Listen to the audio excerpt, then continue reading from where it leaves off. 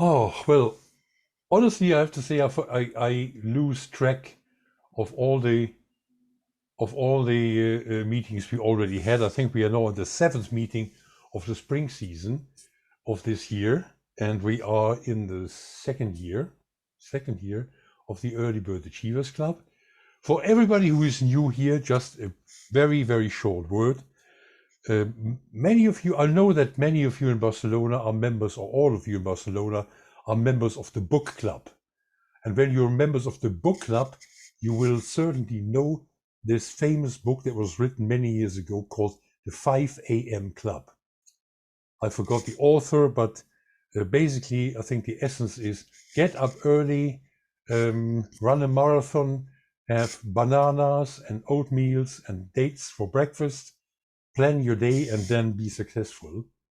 Is a great idea. I just don't buy it. I advocate more a slow start into the day. Slow in a way that we have to take the time to move from our sleep state into our awake state. And that this time in between is the most precious time that we can use to prepare our state for the hours to come and for the week to come, to focus on the things that are important to us, and to get started. This is also a reason why you would not hear at this time in Tibet, although I know for you in Barcelona and Vienna, wherever you are, it's already 7:30. For me, it's 6:30. But you will never, maybe never say never, but most unlikely to hear any upbeat music to get us all dancing in the morning. There are other events that you can visit if you think that serves you in a positive way. So the 5 a.m. club has nothing to do with Tibet. The idea, I heard about it, and I thought, what's the point of it, and who will it serve?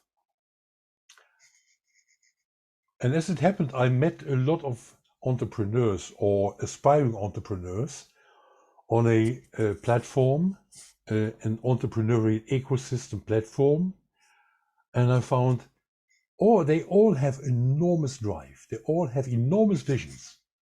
They start with enormous power, but sometimes the power gets lost, like the water on a beach when the waves retrack. When there is an obstacle, when the first enthusiasm is gone. And this is when I had this idea, what you need as an entrepreneur, and I think we all are entrepreneurs here on different levels and in different circumstances.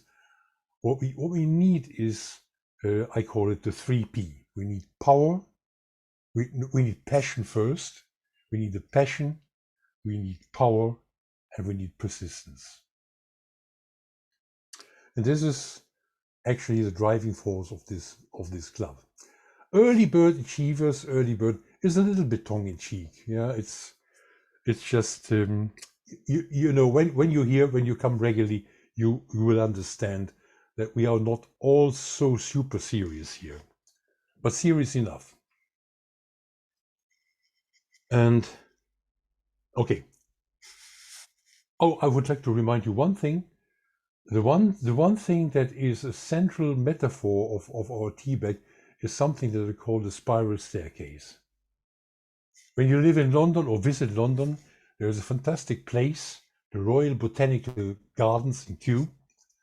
And these Royal Botanical Gardens in Kew have, these beautiful old greenhouses, big greenhouses. And in these greenhouses, you have huge plants. They go up to 15, 20 meters.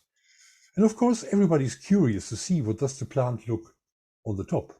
What does it look like at the top? And there are these staircases, and it's all built in the 19th century, the staircases. You can imagine what a staircase of the 19th, metal made of steel, what a staircase looks like. A little bit white paint, but a little bit rusty here and there, but it gets you up in a circular way to the top of that tree. And when you walk up this tree, you notice a progression, and also sometimes you notice, I've been here before, but I'm here on a different level. And this is how our Monday meetings work. We sometimes revisit same places, but from a different perspective. And perspective is what is actually the motto, the theme of the session of last week and today's session. So perspective part 2, in a technical way, in a coaching way, I would talk about different perceptual positions, but let's start from a little story. I used to work for a Japanese company for a long time, and it helps me, this background and deep understanding of Japanese business culture helps me from time to time that I've been asked by Japanese colleagues, Japanese friends, business people for support. And there is an organization near Brussels. They deal with Japanese European connections. Their director asked me one day, I have a new client, I have a new director coming, appointed to Europe. He's heading a headquarter in Europe, but he really is totally overwhelmed with this task. Could you help him? And I agreed. So I met this man. He was a very, very quite youngish man. And people who know East Asia a little bit better, Miriam, I specifically look at you, know that Asian people sometimes look a lot younger than they actually are. And this really youngish person, a lawyer by education, came across as very introvert, very shy. And I asked him, so what are you doing, and what stops you from doing the things that you want to do? And he said, well, I walk in very big shoes. My predecessor was a very big man, he had a very strong word. I use his words. He was listened to, people respected him, and I have to prove myself. And I don't know where to start. I know I have the authority, I have the responsibility, but I have to earn my place. And the thing that I'm mostly worried about is when on Monday morning again, every Monday morning at 11 o'clock, there is a meeting that has been introduced by my predecessor. And it is a meeting where everybody talks about the plan for the week. But he said, I joined this a few times and it's really boring. People sit there with the diaries and they read what kind of appointments they have during the week. And there is no talk, there is no nothing. I said, so, okay, what do you want to change? He said, I don't want to really to change something, but I want to engage the people a little bit more. I want to get them talk. And I don't know how to do. Can you tell me how to do it?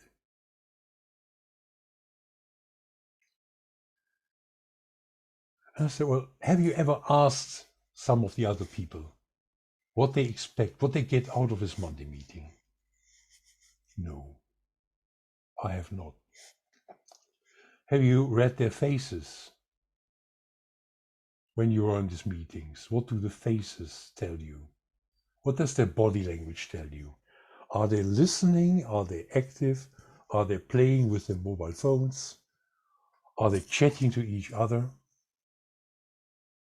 What can you see? What information do they give you? And I said, I don't know. And I told him, what if you take your shoes off and choose one of them and put his shoes on and go through the whole situation in their shoes?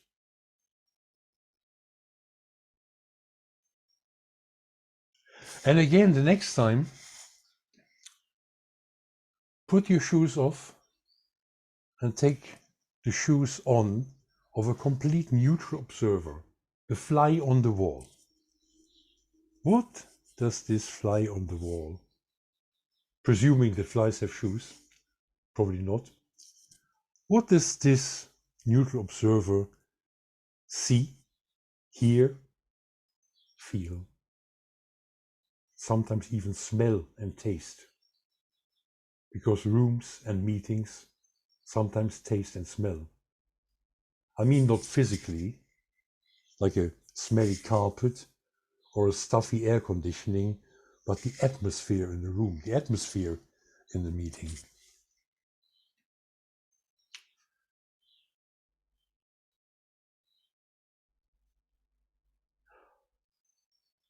And his next bit of overwhelm was, how do I find my identity? How do I put my stamp on this new role, following this big guy?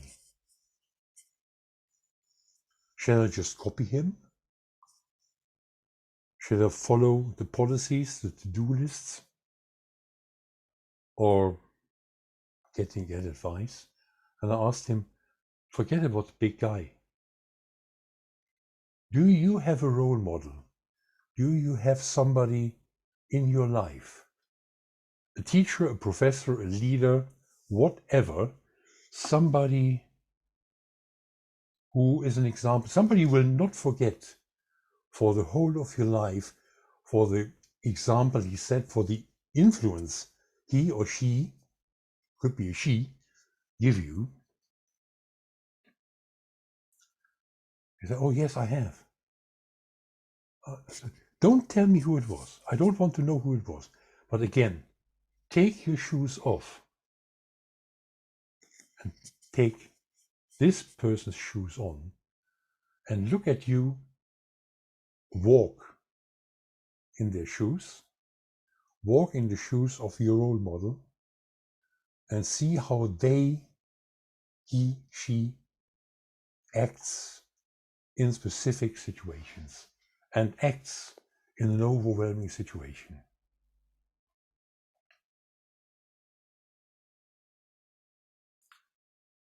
Observe, but also take this inside you, how this other person acts.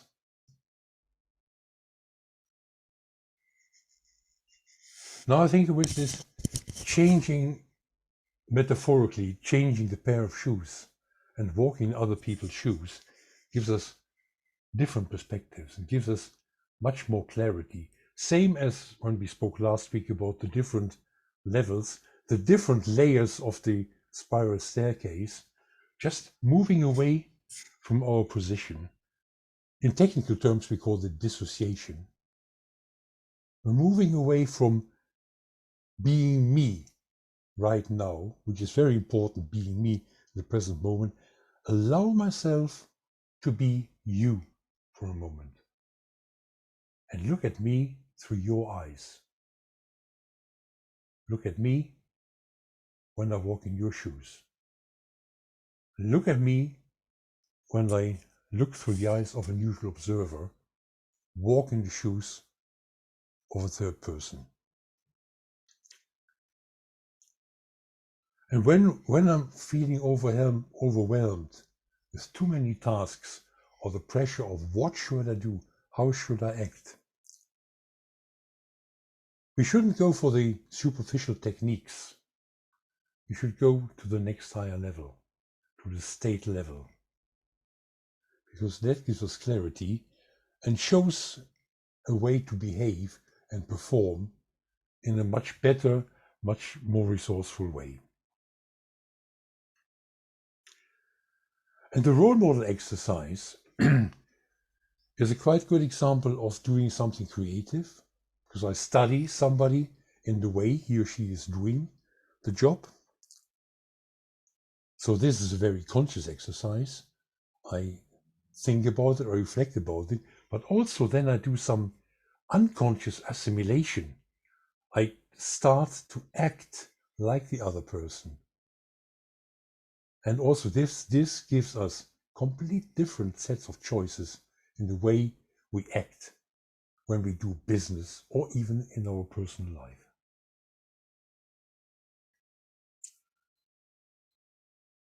So when I spoke to this guy about the shoes he walks in, we closed it with a collection of shoes.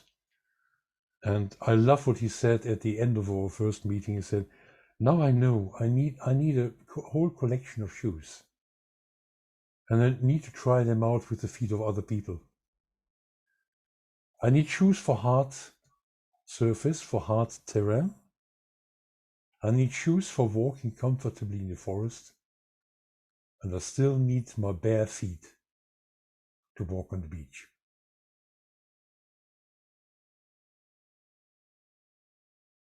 Idina, over to you.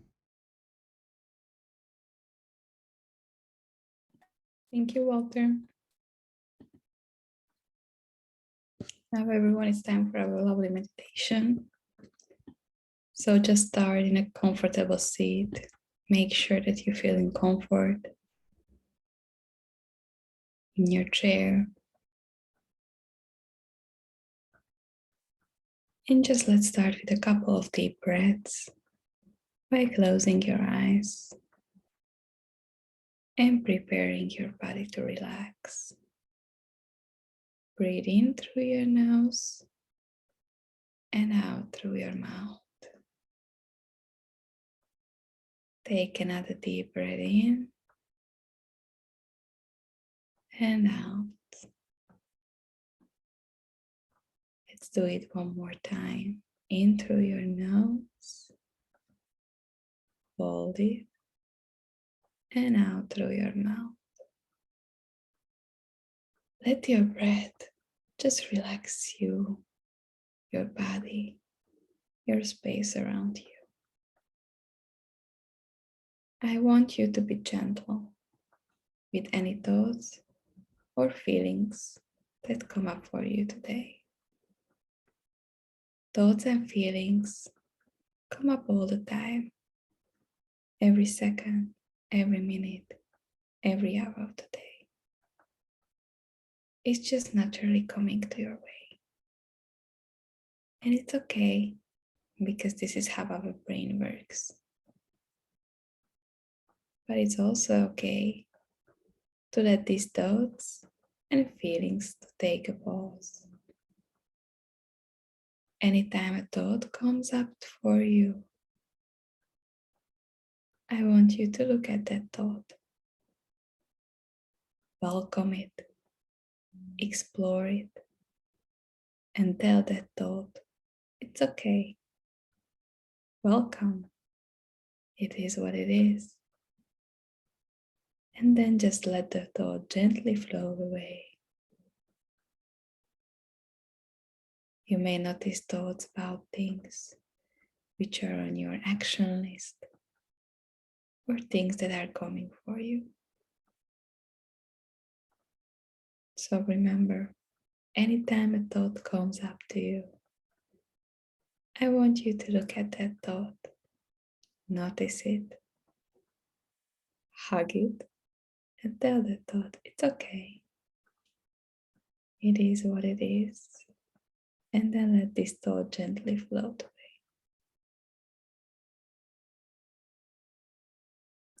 Next to the thoughts, you may have feelings come up as well.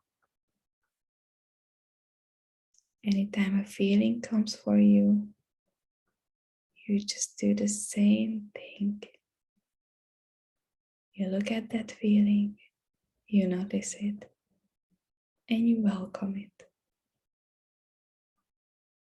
Because it's okay. It is what it is. You may notice that sometimes thoughts are about wanting to be in charge of what happens to you. And that's okay.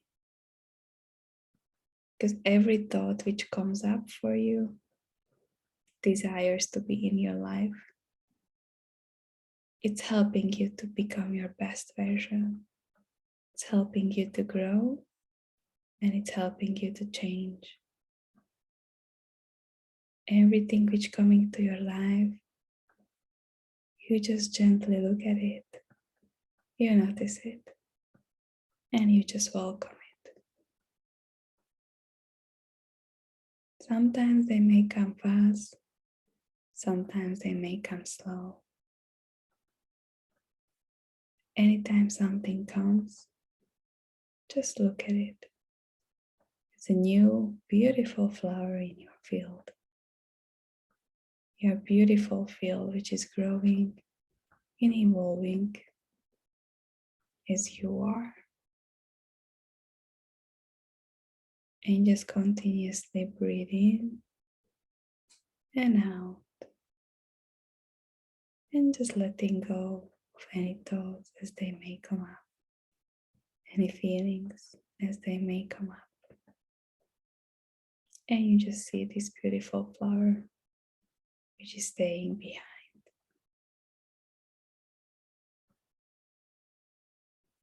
Take another deep breath in. And by breathing out, you can shortly recognizing the present moment and opening your eyes. By coming back to us.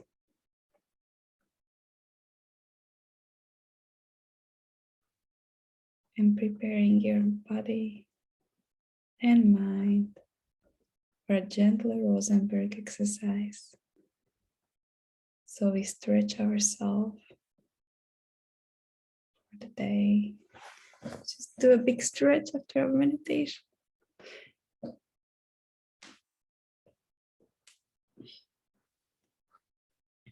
And now as we are here in this present, we start our Rosenberg. We're just turning our head to the right. And you keep on breathing. In the stretch. Then bring your head now slowly back to the front.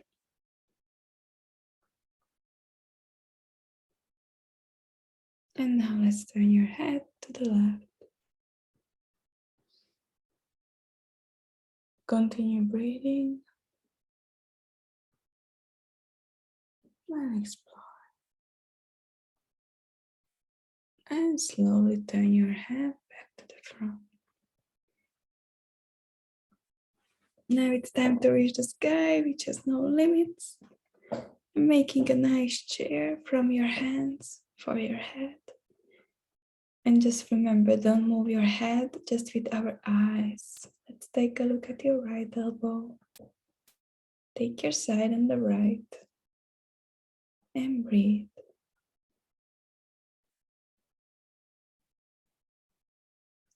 Bring your side slowly back front. And now let's take your side on the left. Still not moving your head, just keeping your side on the left. And breathe.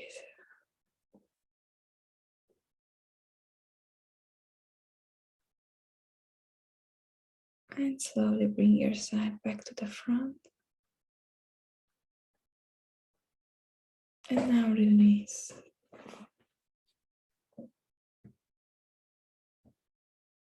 And we continue by taking our side on the right. Keeping your side on the right, start slowly moving your head towards your right shoulder. Keeping your side on the right.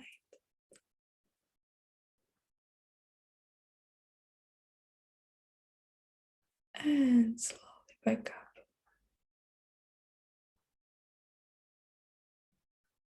Now we take our side on the left. By keeping your side on the left, you start slowly moving your head towards your left shoulder. Keeping your side on the left.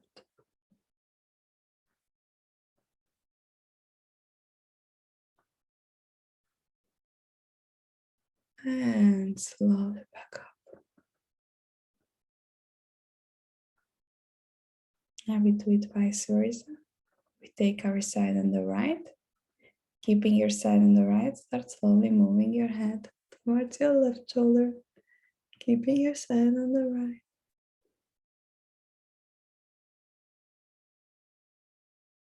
And slowly back up. One last round. Take our side on the left. Keeping our side on the left, we start moving our head towards our right shoulder. Keeping our side on the left.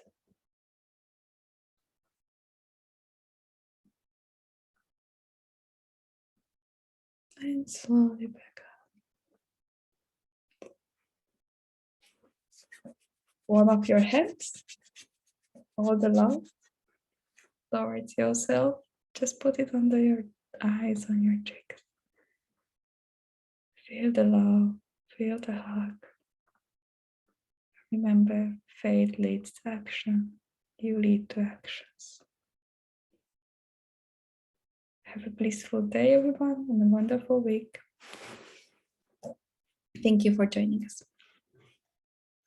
Thank you, Edina. So you have a beautiful week ahead, and I thought, how can I give you a little bit more value than just the 35 minutes on the Monday morning, as you're such a beautiful, committed little crowd or tribe, how should I call it?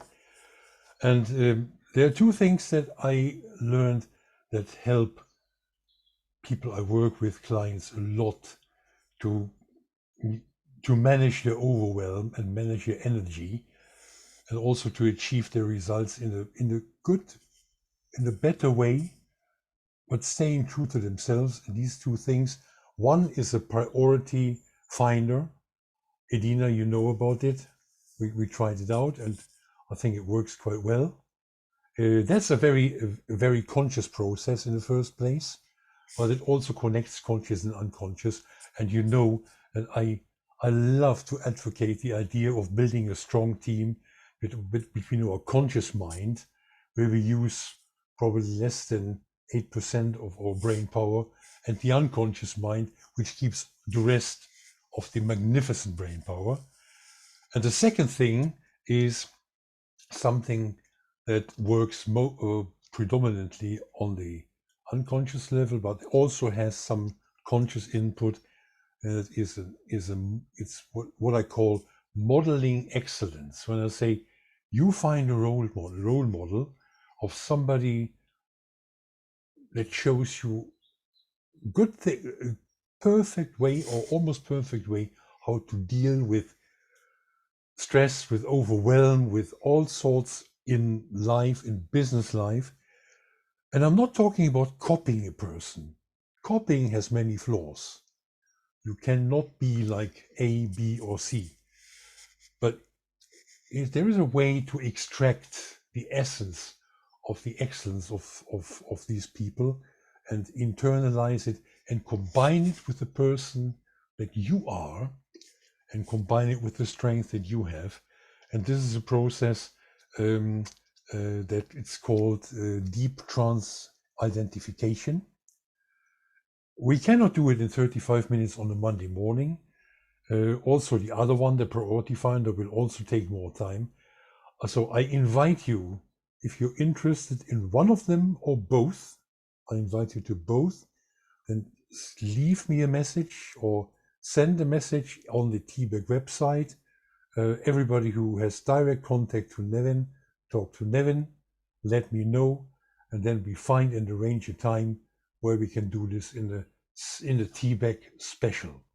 So all I have in mind, and also Edina has in mind, is to make it so much more enjoyable for you to live a full life, both in your profession and privately. We cannot separate this. There is no job and no life. It's all together. It's all intertwined. And this is the passion and the mission that drives us every Monday morning to meet you and give you a good start into the week. Go out, catch a big fish. Have a great week. Stay safe and healthy. And please come back next week and bring more friends. Bye-bye. Thank you. Bye. Thank you. Thank you so much, Walter.